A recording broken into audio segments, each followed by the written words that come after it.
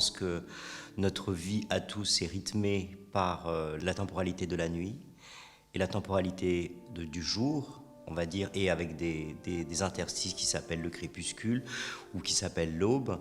Mais c'est une vraie méditation, c'est une vraie réflexion qui tourne autour du jour et de la nuit, comme un temps finalement infini, comme un temps qui ne s'arrête jamais. L'exercice est de matérialiser tout ça à travers différentes matières. Donc la première œuvre, qui est, on va dire, le cœur de l'exposition, tant au niveau de sa dimension, mais aussi de son historique, c'est donc cette grande œuvre noire en papier qui s'appelle I Have Forgotten the Night, J'ai oublié la nuit, qui a été produite spécialement pour le premier pavillon de Madagascar à la dernière Biennale de Venise en 2019. J'avais effectivement deux challenges dans cet exercice.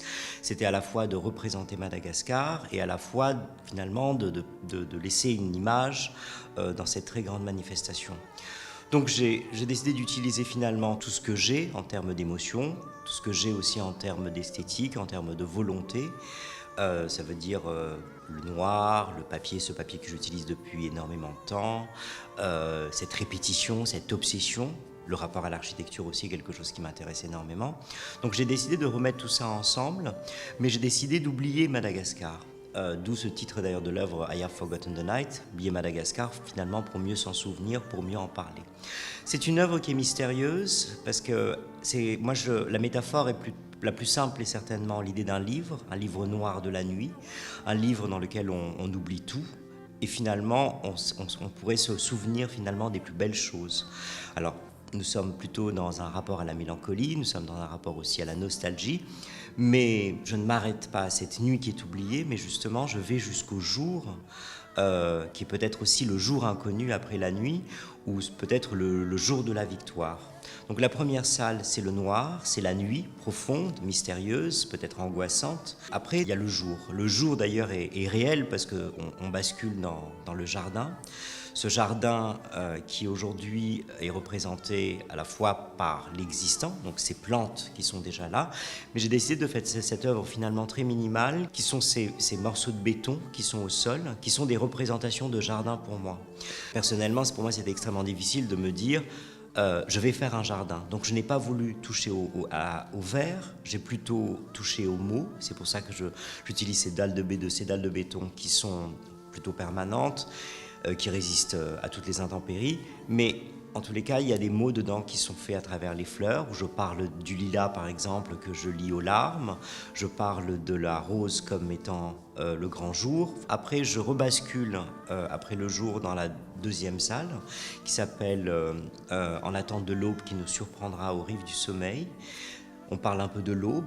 Finalement, nous sommes entre le jour et la nuit. Et dans l'aube, je laisse finalement vivre des éléments presque du quotidien. Donc ce sont des draps. Ce sont des draps de lin, métis bien sûr, en coton et en lin, qui sont suspendus dans le temps, qui sont suspendus dans l'air aussi, comme s'ils allaient être froissés, comme s'ils allaient être utilisés, ou justement comme si la passion était un peu terminée et qu'il fallait les ranger.